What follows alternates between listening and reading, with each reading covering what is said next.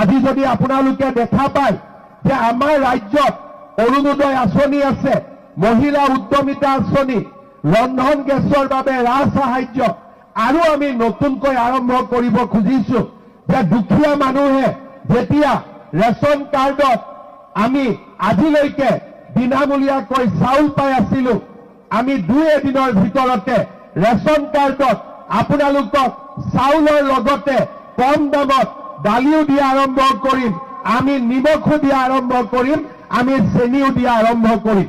অসমৰ বিশাল উন্নতি হৈছে, চাৰিওফালে ৰাস্তা ঘাট, অনুষ্ঠান, আমাৰ উদ্যোগীকৰণ, কৃষিৰ উন্নয়ন, সকলো দিশতে আজি আমাৰ ৰাজ্যখন আগবাঢ়িছে।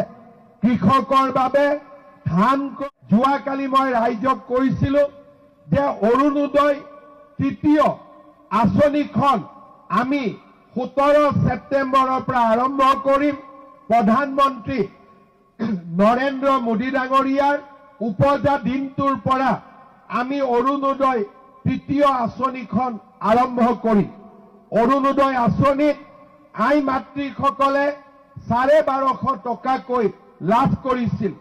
এইবাৰ আমি কৈছো যে এই অৰুণোদয় আঁচনিত 1250 টকাৰ লগতে এই পৰিয়ালটোৱে যদি গেছ কিনে তেতিয়াহ'লে প্ৰতিটো ৰন্ধন গেছৰ বিপৰীতে 250 টকাকৈ আমি ৰাজ সাহায্যও আগবঢ়াম।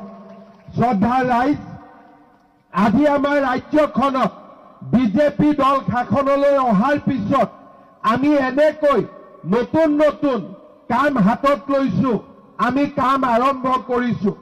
অহা 6 আগষ্ট তাৰিখে আমি নিযুত মইনা আঁচনি, যাৰ জৰিয়তে আমাৰ ছোৱালীয়ে কলেজত পঢ়িলে হায়াৰ ছেকেণ্ডাৰীত 1000 টকা, ডিগ্ৰীত 1250 টকা, পোষ্ট গ্ৰেজুৱেটত আমি 2500 টকা পৰ্যন্ত মাহিলী আমি বৃত্তি দিয়া কাম আৰম্ভ কৰিছো। আজি আপোনালোকে দেখা পাইছে যে আমি অসমত মহিলা উদ্যমিতা আঁচনিৰ কাম আৰম্ভ কৰিছিলো। অহা 21 আগষ্টৰ পৰা আমি প্ৰত্যেক মাহতে সমষ্টিয়ে সমষ্টিয়ে গৈ মহিলা উদ্যমিতা আঁচনিত মহিলাসকলক 10,000 টকাকৈ দিয়া কামো আমি হাতত লম।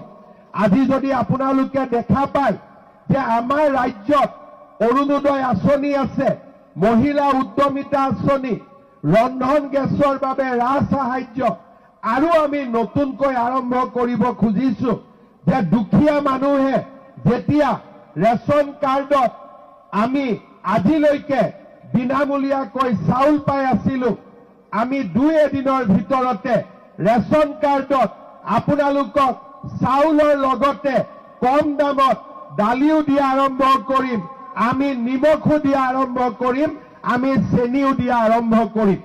আজি আমি দুখীয়া মানুহৰ কাৰণে আমি আঁচনি লৈছো। আজি সমগ্ৰ দেশৰ ভিতৰতে আমাৰ চৰকাৰে লোৱা আঁচনিসমূহ সমাদৰ লাভ কৰিছে।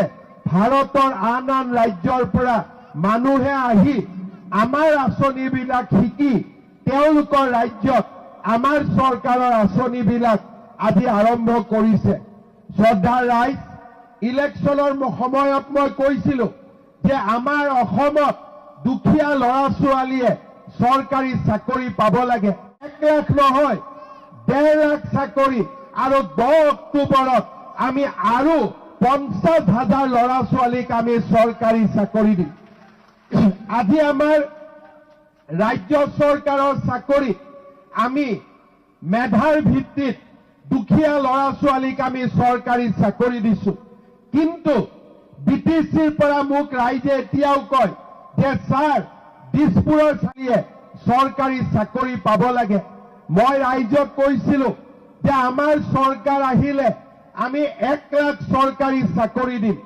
আজি অকল 1 লাখ নহয়, 1.5 লাখ চাকৰি, আৰু 10 অক্টোবৰত আমি আৰু 50,000 ল'ৰা ছোৱালীক আমি চৰকাৰী চাকৰি দিম। আজি আমাৰ ৰাজ্য চৰকাৰৰ চাকৰিত আমি মেধাৰ ভিত্তিত দুখীয়া ল'ৰা ছোৱালীক আমি চৰকাৰী চাকৰি দিছো। কিন্তু বিটিচিৰ পৰা মোক ৰাইজে এতিয়াও কয় যে ছাৰ দিছপুৰৰ চাকৰিবিলাক আমি সুন্দৰভাৱে পাইছো, কিন্তু বিটিচিৰ চৰকাৰী চাকৰিটো সকলো শ্ৰেণীৰ ৰাইজে চৰকাৰী চাকৰি পোৱাৰ, দুখীয়া ৰাইজে পোৱাৰ ব্যৱস্থা কৰিব লাগে। অহা 5 বছৰ আমি ৰাজ্য চৰকাৰক যেনেকৈ সুন্দৰভাৱে চৰকাৰী চাকৰি দিছো, বিটিচিটো আমি সুন্দৰভাৱে চৰকাৰী চাকৰি দিয়াৰ ব্যৱস্থা আমি হাতত ল'ম।